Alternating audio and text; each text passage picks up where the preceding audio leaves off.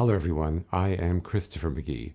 I'm here to share a story that is not just a piece of world history, but a defining legacy of my family. As a videographer myself, I often reflect on the immense power of the lens, a tool of visual storytelling that has a beautiful full circle meaning in my life. Long before I picked up a camera, my grandfather, the Reverend John G used a simple 16mm camera to capture undeniable truths that the world desperately needed to see. Back between December 1937 and 1938, during the horrific occupation of Nanjing, my grandfather chose to stay and protect the innocent. He served as the chairman of the Nanking branch of the International Red Cross. Working alongside other courageous Westerners like John Rabe, as well as Chinese civilian heroes, he helped manage the Nanking Safety Zone, a fragile refuge that protected over 200,000 refugees. He literally put his life on the line every single day, physically standing at the gates of refugee camps to block Japanese soldiers from kidnapping or killing the vulnerable people inside. But perhaps his most dangerous and profound act of defiance was his secret decision to film the Japanese atrocities around him. Knowing that if he were caught, it would mean certain death, he captured silent film documenting the atrocities.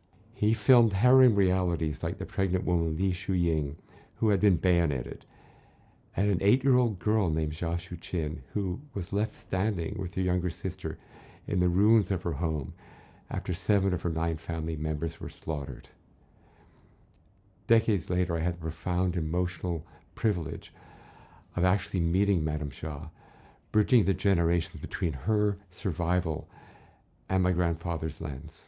In early 1938, my grandfather and other Westerners managed to smuggle this precious film out of China.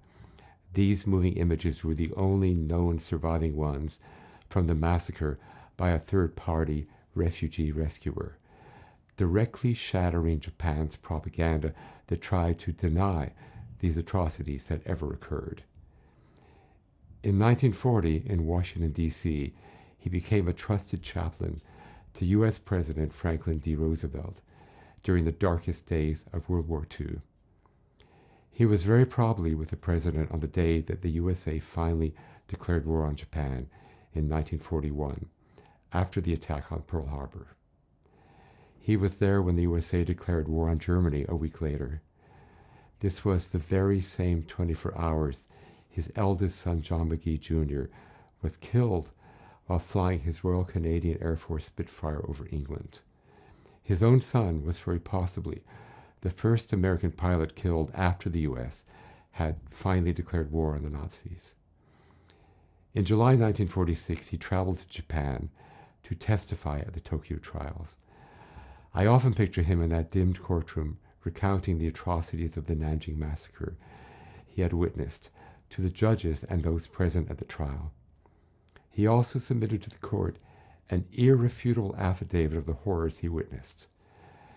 As proud as I am of his pursuit of justice, I also know it came at a terrible cost. My grandfather was a man profoundly guided by the philosophy of the Golden Rule and deep humanistic empathy. Today, as I continue the craft of capturing the world through a camera, I look back at his bravery. His actions are a powerful reminder that a single lens, held by a man with immense moral courage, can truly change the course of history. Thank you for letting me share his spirit and his story with you.